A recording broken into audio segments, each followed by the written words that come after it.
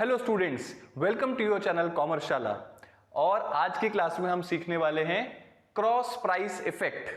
Cross price effect से बच्चे हमेशा डरते और कंफ्यूज होते रहते हैं। आप बिल्कुल चिंता नहीं करिए, आज की क्लास में हम cross price effect on substitute goods के ऊपर डिस्कशन करेंगे। I am very much sure कि पूरा का पूरा कॉन्सेप्ट आपको क्लास के एंड तक क्लियर हो जाएगा। चलिए स्टार्ट करते हैं।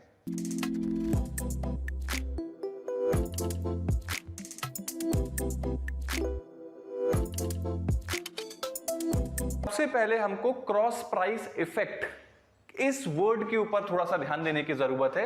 इसको हम ऐसे करते हैं, एक वर्ड क्रॉस, इसको अलग कर लेते हैं और प्राइस को अलग कर लेते हैं, और इफेक्ट इन दोनों के कॉम्बिनेशन से क्या इफेक्ट आता है उसको क्रॉस प्राइस इफेक्ट बोलते हैं। देखिए पहले समझते हैं क्रॉस का क्या मतलब है। क्रॉस का मतलब है ये ए है सपोज एंड ये बी है। क्रॉस का इफेक्ट ये है कि यहां पर कुछ ऐसा होता है जिसकी वजह से बी में इफेक्ट होता है। अगर ए में कुछ चेंज होता है तो उसका इफेक्ट क्रॉस गुड पर बी पर क्या पड़ेगा, एंड अगर बी में कुछ चेंज होता है तो उसका इफेक्ट उसके क्रॉस गुड ए पे क्या पड़ेगा। तो क्रॉस का मतलब यहां पर यह है कि दो पर्टिकुलर गुड्स हैं, उनका आपस में क्या कोरिलेशन चल रहा है उसको यहां पर क्रॉस इफेक्ट की तरीके से हम यहां पर रीड करेंगे। अब यहां पर प्राइस वर्ड भी यूज किया गया है। अभी प्राइस को समझो, प्राइस का यहां पे क्या रेलेवेंस है, यह है कि जो चीज ए में चेंज होगी उसका इफेक्ट बी पे क्या होगा। तो वो जो ए में चेंज होगा वो प्राइस है। अगर price of good A change होता है तो बी गुड के ऊपर क्या इफेक्ट पड़ेगा, और अगर price of be good change होता है तो उसका इफेक्ट ए पर क्या पड़ेगा। तो हम एक्चुअली में कौन सा क्रॉस इफेक्ट तो देख ही रहे हैं, लेकिन किस चीज का क्रॉस इफेक्ट देख रहे हैं, हम यहां पर प्राइस के चेंज का क्रॉस इफेक्ट देख रहे हैं। अब यहां पर एक और बात छोटी सी समझने की है, वो क्या, ये जो दो गुड्स हैं ए एंड बी, ये दोनों गुड्स आपस में कहीं ना कहीं इंटरेक्ट कर रहे होते हैं, तभी तो ए में चेंज हुआ और उसका इफेक्ट बी में आया। इसका मतलब कहीं ना कहीं इनके बीच में कोई कोरिलेशन है। इसको हम बोलते हैं ये ए और बी गुड्स आपस में रिलेटेड होने चाहिए। अब यही सेम चीज हमने अपने प्रीवियस वीडियो में, जो कि फैक्टर्स अफेक्टिंग डिमांड के ऊपर किया था, हमने 5 फैक्टर्स को यहां पे कंसीडर किया था, जिसमें से कि मैंने आपको बताया था change in price of related good. ये अपने आप में एक पूरा कॉन्सेप्ट है जो कि हम क्रॉस प्राइस इफेक्ट में पढ़ेंगे। तो आज हम एग्जैक्टली वही समझ रहे हैं। ये जो रिलेटेड गुड्स हैं ए और B should be related to each other. अब रिलेशन भी दो तरीके का होता है, एक सब्स्टिट्यूट गुड का रिलेशन होता है, एक कॉम्प्लीमेंट्री गुड का रिलेशन होता है। आज की क्लास में हम सब्स्टिट्यूट गुड का रिलेशन पढ़ रहे हैं, इसलिए हम सिर्फ इसी के बारे में बात करेंगे। क्या मोटी मोटी चीजें अभी हमने समझी कि सर हम दो गुड्स का क्रॉस इफेक्ट समझ रहे हैं, क्रॉस इफेक्ट, लेकिन किस चीज का, सर प्राइस का क्रॉस इफेक्ट हमको देखना है। एक की गुड में प्राइस में चेंज होगा तो बी पे क्या चेंज होगा, बी की प्राइस में चेंज होगा तो ए पे क्या होगा, और ये दोनों गुड्स आपस में रिलेटेड है। तो चलिए सब्स्टिट्यूट गुड्स वाले पोर्शन को थोड़ा सा और एनालाइज करते हैं। अब ये होते क्या हैं सब्स्टिट्यूट गुड्स। तो क्रॉस प्राइस इफेक्ट में हम देख रहे हैं अभी सब्स्टिट्यूट गुड्स के बारे में। देखिए, use of one good can be substituted against the use of another good. एक गुड के यूज को आप दूसरे गुड के यूज से सब्स्टिट्यूट कर सकते हो। या तो ये यूज करोगे या तो ये यूज करोगे, ईदर ए करोगे और बी करोगे। ये इन वर्ड्स का आपको यूज करना होता है। इसका बेस्ट एग्जांपल अगर हम देखें तो एक टी एंड कॉफी एक ऐसा एग्जांपल है, इस पे हम आज की पूरी क्लास भी चलाएंगे, और यही एक सब्स्टिट्यूट गुड्स का आपका एग्जांपल है। कई बार हम लोगों के घर जाते हैं तो वो हमसे पूछते हैं कि आप क्या पियोगे, आप चाय पियोगे या कॉफी पियोगे। तो हमको दो ऑप्शंस दे रहे हैं, टी और कॉफी, तो हम दोनों में से एक चीज चूज करते हैं। तो ये दोनों गुड्स आपस में सब्स्टिट्यूट है। क्या, use of one good can be substituted. T को आप किससे सब्स्टिट्यूट कर सकते हो, अनदर गुड से। यहां पर वो अनदर गुड क्या है, कॉफी से। ओके, फिर से और देखते हैं, कुछ छोटे छोटे एग्जांपल्स हैं। Milk and milk powder. एक जो नॉर्मल मिल्क होता है, या तो आप उसको यूज करो और आप मिल्क पाउडर में गर्म पानी मिलाकर आप उसको मिल्क कन्वर्ट कर सकते हो। तो ये एग्जांपल है सब्स्टिट्यूट गुड्स का। एंड मैकडॉनल्ड्स का बर्गर या बर्गर किंग का बर्गर, ये भी एक सब्स्टिट्यूट गुड्स का एग्जांपल है। कोक और पेप्सी सब्स्टिट्यूट गुड्स हैं। नेक्स्ट, वेजिटेबल ऑयल या घी सब्स्टिट्यूट है। नेक्स्ट, सोप और जेल, आप सोप से नहा सकते हो या जेल से नहा सकते हो। iOS और एंड्रॉइड सब्स्टिट्यूट है, आपस में एक दूसरे के सब्स्टिट्यूट है। किंडल, आजकल किंडल पे लोग काफी बुक्स रीड करते हैं, तो किंडल और हार्ड कॉपी से भी आप रीड कर सकते हो। This is soft version Kindle and this is hard copy. तो these are the examples of substitute goods. अगर सब्स्टिट्यूट गुड्स क्या होते हैं ये समझ में आ गया, तो क्रॉस प्राइस इफेक्ट हम पढ़ रहे थे सब्स्टिट्यूट गुड्स का। सब्स्टिट्यूट गुड्स होते क्या हैं ये हमें समझ में आ गया। अब हमें क्या चीज और समझनी है, इन दोनों कॉन्सेप्ट को मर्ज करना है। सब्स्टिट्यूट गुड्स का एग्जांपल लेंगे और समझेंगे इनके आपस में क्रॉस प्राइस इफेक्ट क्या रहता है। ठीक है, पहले हम कॉन्सेप्ट को समझते हैं। यहां हम क्या देख रहे हैं, cross price effect on substitute goods को। हमने एग्जांपल लिया है टी एंड कॉफी का। ध्यान से सुनिएगा, चूंकि दो गुड्स इन्वॉल्व हैं बच्चे, तो हमेशा दिक्कत ये होती है कि दोनों में से हम किसको अपना बनाएं और किस में चेंजेस करें। क्रॉस प्राइस इफेक्ट एक्चुअल में बहुत इजी कॉन्सेप्ट है, लेकिन कंफ्यूजन वहां पर ये क्रिएट हो जाता है कि आप दो गुड्स में डील कर रहे हो, तो आप ना समझ नहीं पाते हो कि किस गुड के ऊपर हमें काम करना है। तो सबसे पहले जो सबसे बड़ा कंफ्यूजन होता है, हम सबसे पहले उसी को ही दूर करते हैं। क्या, देखिए हमने दो गुड्स ले लिए, टी कॉफी। इसमें से कोई भी एक गुड, इसको आप बोल दो ये मेरा ओन गुड है। कौन सा? अभी हम ले लेते हैं टी। टी को हम मान लेते हैं T is our own good. T is our own good, ये मेरा गुड है। कॉफी को हम बना देते हैं अनदर गुड। क्या एग्जाम में ऐसा लिखने की जरूरत है? एग्जाम में डेफिनेटली ऐसा लिखने की जरूरत नहीं है। ये सिर्फ आपकी अंडरस्टैंडिंग के लिए, अगर आप समझ गए तो एग्जाम में कैसे करना है वो तो आप बिल्कुल इजीली कर जाओगे। ओके, एक को आप बना लो ओन गुड, एक को आप बना लो अनदर गुड। अब करना क्या है, ओन गुड में ओन गुड का हम डायग्राम बनाते हैं। ओन गुड का हम डायग्राम बनाते हैं। पूरी स्टोरी हमें डायग्रामेटिकली प्रेजेंटेशन में ओन गुड की बतानी है कि ओन गुड का पहले ये ग्राफ था, फिर ये ग्राफ हो गया है। इस तरीके से ओन गुड की स्टोरी क्या होगी, ये डायग्राम में चलेगी। ओके, अनदर गुड की स्टोरी क्या होगी? अनदर गुड की स्टोरी होगी प्राइस चेंज। प्राइस चेंज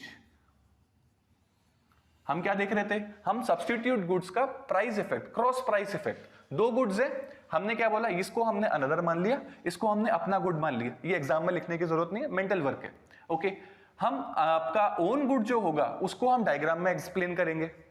जो अनदर गुड होगा उसके हम प्राइस चेंजेस करेंगे। उसकी मार्केट प्राइस बढ़ गई तो क्या होगा, इस तरीके से हम इसे ऑब्जर्व करेंगे। अब कॉन्सेप्ट पे आते हैं। कॉन्सेप्ट बहुत सिंपल है। क्या, हम पूरी स्टोरी बनाएंगे टी की।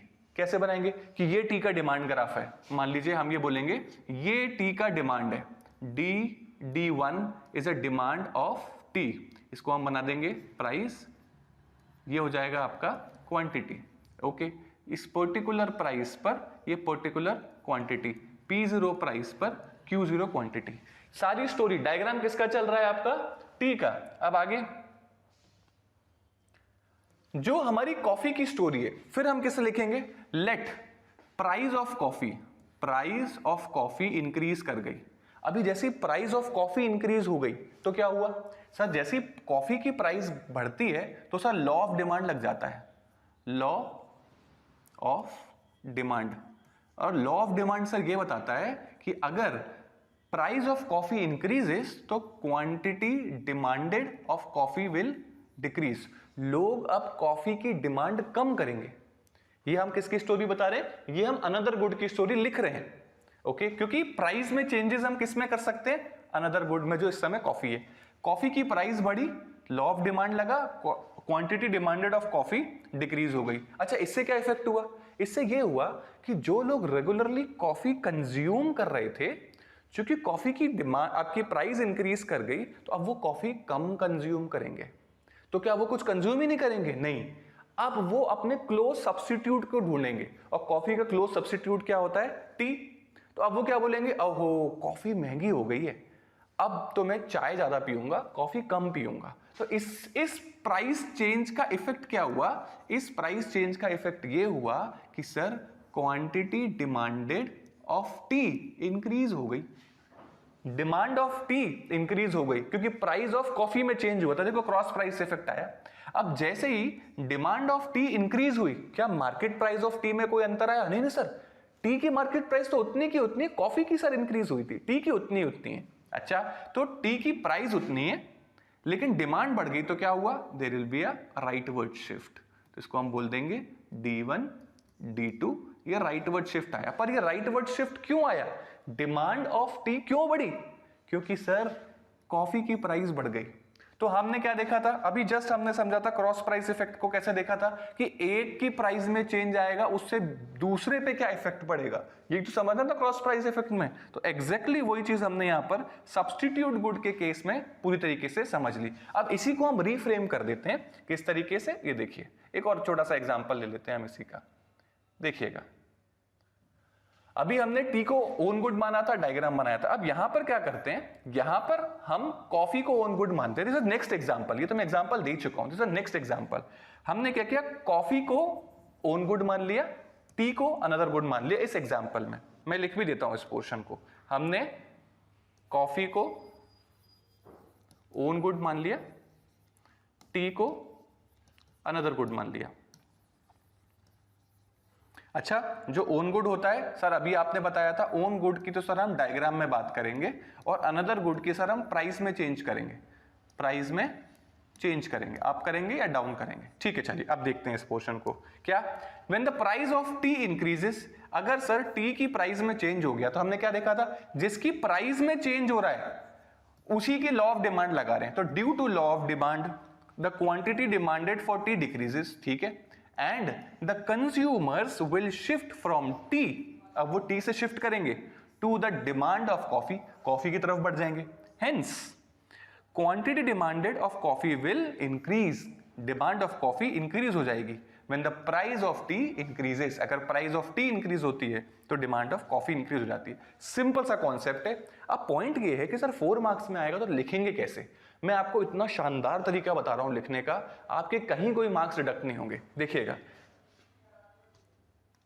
अभी हम क्या देख रहे हैं, increase in price of another good. यहां पे भी हमने दोनों एग्जांपल्स में increase in price of another good ही देखा था, अनदर गुड की ही प्राइस में इंक्रीज हुआ है। अब इस केस में हम क्या देख रहे हैं, जब भी आपको इस तरीके से बताना पड़े कि एक की प्राइस में चेंज हुआ है तो क्वांटिटी में क्या चेंज होगा, मैं लिखने का तरीका यहां पर आपको बताया हूं। सबसे पहले स्टार्ट करो, let take tea as our commodity, tea हमारी कमोडिटी है और जो आपकी कमोडिटी है उसका आपको डायग्राम बनाना है। तो आप क्या लिखोगे, the demand curve of T is D1। सबसे पहले आपने अपनी कमोडिटी, मैंने जस्ट अभी आपको क्या बताया था, जो आपकी कमोडिटी है, जो आपकी कमोडिटी है उसी का डायग्राम बनेगा। तो सीधे टी आपकी कमोडिटी है, टी का डायग्राम बना दो। ओके, यहां पर टी आपकी कमोडिटी है, आपने टी का ये बेसिक डायग्राम बना दिया D1। ओके, ये आपकी दोनों बात हो गई किसकी, सिर्फ टी की। अब हम प्राइस चेंज करेंगे कॉफी की, अनदर गुड की, क्या इंक्रीज करेंगे, इंक्रीज करेंगे। Let the price of coffee increases, कर दिया हमने इंक्रीज। अब due to law of demand when price of coffee increases its quantity demanded decreases. Law of demand बच्चे लिखना बहुत जरूरी है क्योंकि वही डिफाइन करता है। ये मैंने जानबूझ के इस तरीके से लिखा है क्योंकि ये कॉफी की स्टोरी है, ये अनदर गुड की स्टोरी है, ये ओन गुड की स्टोरी है जो कि अभी हमने टी ले रखा है। अब क्या हुआ, अब इसके रिपल इफेक्ट्स को हम यहां पर दिखाएंगे कैसे। If quantity of coffee decreases, coffee की अगर क्वांटिटी डिक्रीज हो जाती है, क्यों, क्योंकि प्राइस बढ़ गई थी। If quantity demanded of coffee decreases then the consumer will increase the quantity demand of tea. वो क्या बोलेगा, ओहो कॉफी हो गई महंगी, लेकिन सुबह तो मुझे रोज चाहिए होता है कुछ ना कुछ, तो अब मैं कॉफी की जगह चाय ज्यादा कंज्यूम करता हूं। ठीक है, तो quantity demanded of T will increase. So whereas there will be no change in the price of tea। ये लाइन बहुत इंपॉर्टेंट है क्योंकि ये लाइन ये बताता है कि भैया प्राइस ऑफ टी में कोई चेंज नहीं हुआ, वो तो एज इट इज ही है। ओके, सो अब हम सब चीजों को एक साथ कंक्लूड करते हैं। प्राइस ऑफ टी में कोई चेंज नहीं हुआ, क्वांटिटी डिमांडेड ऑफ टी बढ़ गई, अभी जस्ट समझा हमने। Effect on the demand curve क्या होगा, राइटवर्ड शिफ्ट। देखिए क्या, प्राइस ऑफ टी में कोई चेंज नहीं, पहले भी P0 थी, अब भी P0 है, पर क्वांटिटी डिमांडेड इंक्रीज हो गई। अब आप इसमें इतना डिमांड करते हैं तो there will be a rightward shift. अब हम ज्यादा क्वांटिटी डिमांड करते हैं, Q2। तो अगर आप एग्जाम में इस तरीके से लिखोगे, ये तो मैंने बहुत शॉर्ट फॉर्म में आपको समझाने के लिए लिखा है, आपको प्रॉपर सेंटेंसेस फ्रेम करने, ऐसे इक्वल्स टू करके मत लिखिएगा, आप प्रॉपर सेंटेंसेस फ्रेम करिएगा। अब जैसे यहां पर भी price of tea no change, तो यहां पे आप लिख दो P0, P0 ही है इसकी price. Next quantity demanded increase, increase हो गई, कितना हो गया, क्वांटिटी डिमांडेड 2, ये क्वांटिटी डिमांडेड 2, इस तरीके से। तो इस तरीके से आप छोटे छोटे डिटेल्स जब एग्जामिनर को देते हो तो आपको कॉन्सेप्चुअल क्लैरिटी है, ये बात तो है, बिल्कुल प्रूव ही हो जाती है आपके आंसर से, और कभी आपके मार्क्स नहीं कट सकते। कॉन्सेप्ट बहुत सिंपल है, एक आपका ओन गुड है जिसका डायग्राम बनेगा, एक अनदर गुड है जिसके प्राइस चेंजेस होंगे, और उसके बाद ऑटोमेटिकली पूरी स्टोरी फ्लो करेगी। ओके, अभी हमने देखा इंक्रीज इन प्राइस, अब क्या करते हैं, डिक्रीज करके देखते हैं, अदर गुड की प्राइस अगर डिक्रीज होगी तो क्या होगा। यहां थोड़ा शॉर्ट हैंड कर दिया कि कॉन्सेप्चुअल क्लैरिटी के लिए। क्या, टी है, कॉफी है, टी को आपने अपना गुड माना, कॉफी को आपने अदर गुड माना, ये आप मेंटल वर्क करोगे, एग्जाम में कैसे वर्ड्स यूज करने वो आपके लिए ये है। ओके, नेक्स्ट अवर गुड का बनता है डायग्राम, फट से बना दो, ये आपका diagram D1। Okay, next other good के साथ क्या करोगे, प्राइस चेंजेस, तो प्राइस ऑफ कॉफी, यहां डिक्रीजेस वाली बात चल रही है, डिक्रीजेस, कॉफी की प्राइस डिक्रीज होगी, law of demand, sir quantity demanded of coffee will increase, अब लोग से ज्यादा कॉफी कंज्यूम करना चाहेंगे, कॉफी सस्ती हो गई। अच्छा, अगर लोग ज्यादा कॉफी कंज्यूम करना चाहेंगे तो ये कौन से लोग होंगे, सर जो पहले टी कंज्यूम करते थे अब वो कॉफी की तरफ शिफ्ट हो जाएंगे। देखिए, quantity demanded of T will decrease as quantity demanded of coffee increased। Demand of coffee अब कम हो जाएगी, कॉफी डिमांड ऑफ टी अब कम हो जाएगी, टी वाले लोग कॉफी की तरफ शिफ्ट हो गए। Okay, tea consumers will shift to coffee consumption. Okay, so हुआ क्या, क्या प्राइस ऑफ टी में कोई चेंज हुआ, नहीं सर, टी की प्राइस पहले भी उतनी थी, आज भी उतनी है। ओके, क्या क्वांटिटी डिमांड में चेंज हुआ, हाँ सर, अभी तो देखा डिक्रीज हो गई, quantity demanded of T decrease हो गई, इसका इफेक्ट क्या हुआ, उसी प्राइस पर आप कम डिमांड करते हैं तो there will be a leftward shift. इतना ही सिंपल है। आपको अगर क्रॉस प्राइस इफेक्ट में सब्स्टिट्यूट गुड्स का एक क्वेश्चन आता है तो बच्चे आपको दोनों तरीके से उसे सॉल्व करना है, इंक्रीज एंड डिक्रीज दोनों पोर्शंस को आपको कवर अप करके चलना है। अगर क्वेश्चन स्पेसिफिकली पूछता है कि अगर increase in price of T हो जाता है तो कॉफी पे क्या इफेक्ट आएगा, तो आपको सिंगल एंडेड आंसर लेना है। लेकिन प्लीज इस बात को समझो, जिसकी प्राइस इंक्रीज या डिक्रीज हो रही है वो अनदर गुड है, डायग्राम ओन गुड का बनता है। बस इतना सा ही पॉइंट अगर आप साथ लेके चलते हो, अनदर गुड और ओन गुड, इस कॉन्सेप्ट को अगर आप समझ के चलते हो तो कैसा भी एग्जाम में क्वेश्चन आ जाए, कॉन्सेप्चुअल क्लैरिटी के साथ आप इसको इजीली प्लेस कर सकते हैं। सो आई होप ये वाला कॉन्सेप्ट आपको एकदम क्लियर हो गया होगा। नेक्स्ट क्लास में हम कॉम्प्लीमेंट्री गुड्स का भी एक वीडियो बनाएंगे। आज की क्लास में इतने रखते हैं, थैंक यू।